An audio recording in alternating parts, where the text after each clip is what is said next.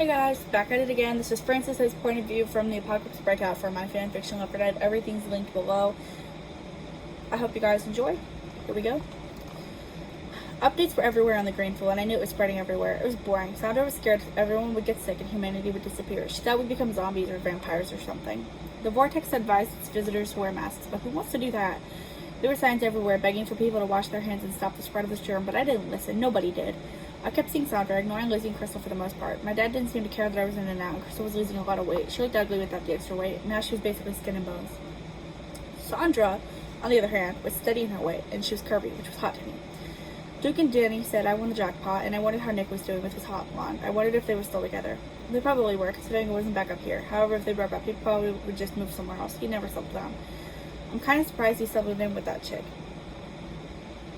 There's something on my screen. Either way, I was glad to have Duke and... That is not how you spell Danny's name. It says Denani. I was glad to have Duke and Denani support my decisions with Sandra. Nick was whining about how I was cheating. Ridiculous. I liked smoking with Sandra, and sometimes I wondered where she got all the drugs. I enjoyed having sex with her. She actually made me feel things. I was planning to move in with her, but then I got an alert on my phone about how stores would be temporarily closing due to the green flu. So obviously people would be raiding them. Sandra needed a TV for her room. That way we could watch things together instead of just making out all the time. Though I enjoyed that too. So I got up early and snuck over to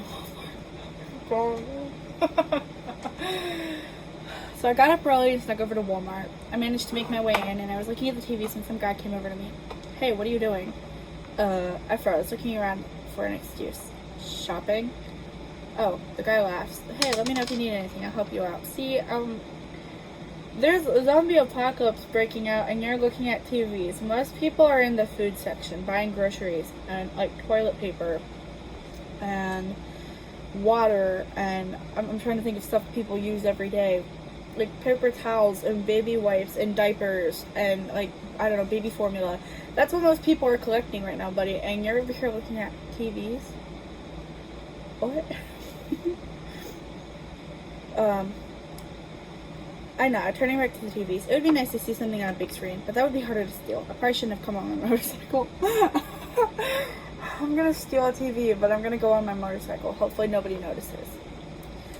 Finally, I chose one and got it down, taking it over to the self-checkout and scanning it. I didn't want to pay. More than $100 was enough, so I paid for half of it, then turned around and went the other way, leaving the store before cops surrounded me. I'm just gonna pay half on this TV, if you guys don't mind covering the other half for me. Are you kidding? I was hauled to jail and I was given a phone call. Some guy shook his head, sitting in front of my cell. What were you thinking? I don't know, I just needed it. The guy nods, but he doesn't understand. Listen, dude, there's other things you could have stolen. Why the TV? I wanted one for my girlfriend. He raises an eyebrow, but doesn't say anything more. I ended up spending the night calling Sandra before I went to bed. Hey, baby, guess what I did? She chuckles, a soft, sexy sound. You landed yourself in jail, didn't you? I smile. Yeah. That's not something to be proud of. But he is. It's a shame, she purrs. Guess what I'm wearing? Oh, God. Francis, you and your girlfriend are embarrassing. Oh, why'd you have to say that? I can only imagine. Hey, baby, I'll be out tomorrow. They don't feel like keeping me. What I did was kind of stupid. She laughs, and I wish I was there with her. Well, I'll see you tomorrow. I love you. Good night, baby. I'll be thinking about you. I wish I was there. She hung up before I could say it back, and I knew she was going to enjoy herself tonight. Quite literally. I guess she deserves it. It's always me. I mean, you know what she deserves is a quiet night away from you. So yeah, she definitely deserves that. I fell asleep thinking about her, wishing she was next to me. When I woke up, the cop was looking at me. Hey, your ride's here. She is? I exclaimed, running out. I excited to see Crystal in the lobby. Oh no. I walk over to her, having to pretend I'm still excited to see her. You know, they were going to keep you for the rest of the week because you deserve to learn a lesson. She began. Oh great, a lesson. I wanted so badly to roll my eyes. I bailed you out. Your father told me not to. Her long blonde hair was pretty to wait for him to face. Too bad she didn't have the body of a model. Instead, she probably had an eating disorder. That is not cool, Francis. What the heck? I don't support body shaming in no way, shape, or form. Like, it's not cool. You should be happy in your own body. You deserve that. Like, I feel like there's no need to comment on somebody's weight. The only thing I would understand is if, like, say I have, like, I'm gonna use an example. Ready? This is Willie. He's my best friend. But he's, like, actually, like, needs help. He's got an eating disorder. And I'm like, hey, Willie, you're not mentally okay. Let me help you. That's okay. But to be like, you just look like you have an eating disorder. That's not cool. If someone's genuinely struggling and needs help and you love them, it's okay to offer that help. It's not okay to shame them. Go sit back on the shelf, you display bunny. But yeah, what Francis, that's not cool. It's probably email. Yep. Excuse me. I looked away from her. I didn't want to fall back in love with her. I wanted Sandra. I craved Sandra. Look, I'm sorry. What more do you want? Francis, I want memories, not this. There was venom on this, and it made me flinch. Did she really hate me so much? I guess I could understand why. Excuse me. You have memories. They even walk. Come on, I gave you kids. What more do you expect from me?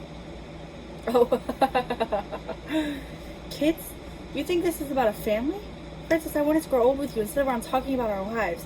You've been gone since forever. You only come around for sex from time to time. I know you're seeing someone named Sandra. I don't care, Francis. Being there for my kids matters to me more than anything, and Lizzie needs me. I can't take her from you.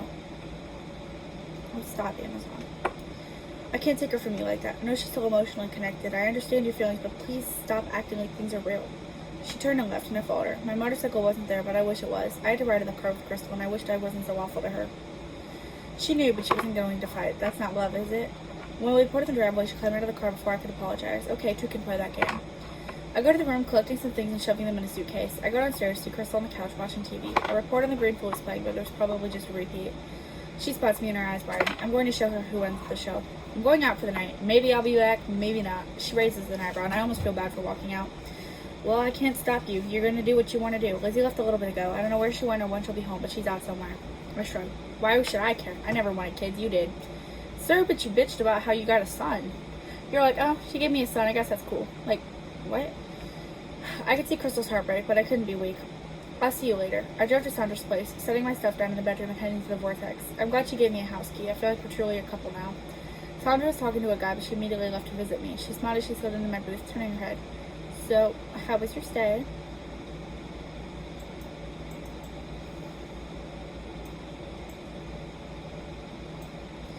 I don't get what the turning her head part was for. Good. I think I'm going to move in with you if you don't mind. I think we should get married soon. I love you. I take her hand, looking into her eyes. I hope you feel the same. Oh, Francis, how could I not? She smiles. I don't mind you moving in. It will allow for you to see me all the time. Tell you what, she's interrupted by a cough, clearing her throat before continuing. Sorry, I have a cold. But anyways, I was trying to say that I'll start my break soon if you want to head to the back. I smile. Sounds nice. I followed her as she started her break, and I knew my time here would be limited. She sounded sick, and her skin was becoming gray, almost like a zombie. I pulled her close, kissing her and crushing her against me. I pulled off her shirt, but before we could go any further, she pulled away. Oh, sorry, I don't feel so good. Give me a... Then she threw up all over my vest. Oh, Sandra, what the fuck? I pull away, staring at my vest in disbelief. Her eyes widen, and she looks like she's gonna throw up again. Oh, Francis, I'm sorry, I didn't mean to. She threw up again, turning to aim at the floor. I'm sorry, I'll buy you a new one. I grabbed a paper towel and wiped the peak off. How disgusting. I wanted to throw up, but I couldn't. I didn't want to burn my throat. Don't worry about it, I finally managed to say.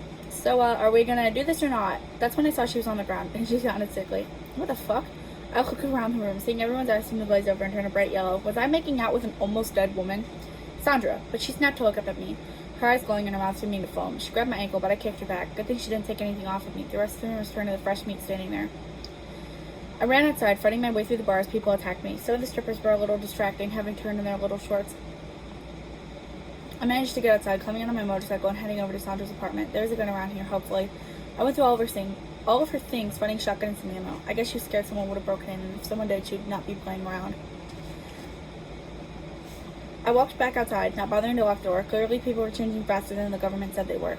I walked over to my motorcycle, climbing on and driving to a gas station. I figured I should look around for supplies. If I have something, at least it's a gun. There wasn't anything worth taking from the gas station, so I turned and went looking around in another store close to it. I wasn't succeeding in finding anything other than people. I didn't understand why these vampires were coming outside. Most people were in quarantine. I killed a few of them, enjoying the thrill of pulling the trigger. I make my way back to my motorcycle, spotting a young woman observing it. Hey! I yell, and she turns instantly, dropping her baseball bat and raising her hands. After a moment of studying me, she called my name. Francis? She ran over to me and hugged me, and I held her tight. It was Zoe. She was okay. Lizzie could be anywhere. Crystal was probably dead. I don't know where Wade or my dad was, so it's nice to see someone I knew alive, and hopefully well. When she pulled away, she looked me up and down for bites, and I scanned her too. We were both fine, and we asked about where to go from there. New Orleans was the safest spot, and I climbed onto the motorcycle, racing down the highway. Eventually, traffic was backed up too far for me to go around, so I woke Zoe and we climbed off the bike, but I didn't get where it was. She looked around, shivering slightly. Suddenly, her gaze lingered on something in the forest. Francis, do you see that? I turned in and saw it too. It was a fire, I think. She turned to me, and I know she's going to say, "No." I crossed my arms. We are not going to check it out. It could be dangerous. Zombies can't light fires. Let's go. Excuse me. She runs off into the woods, and I sighed before following her. She stopped shortly, pulling me down and hushing me before watching people. I spot my dad, and he's with a black guy. Hey, it's the guy from Sandra's apartment. What was his name? I didn't care. Zoe was watching intently, probably observing the surrounding area. They seemed to be talking to each other as if they were good friends. I spotted 2 large backpacks around them, and I wondered what they were filled with. Guns, food, clothes. The one guy looked sad, but Dad looked okay. I wondered what they were talking about. Clearly, they're not infected, but I still wasn't sure about meeting up with them. Should we go? I asked Zoe, but she shakes her head. No, we should introduce ourselves. Well, to the one guy. Grandpa will be happy to see us. I wish I had a backpack with supplies. All I have is a shotgun. I don't think it's a good idea, but before I could object, I was crashing through the bushes, my feet moving as if they had a brain of their own. Francis is such an idiot, but that's all for his point of view. I hope to see you guys next week on Lewis's point of view. Thank you so much for watching. Bye-bye.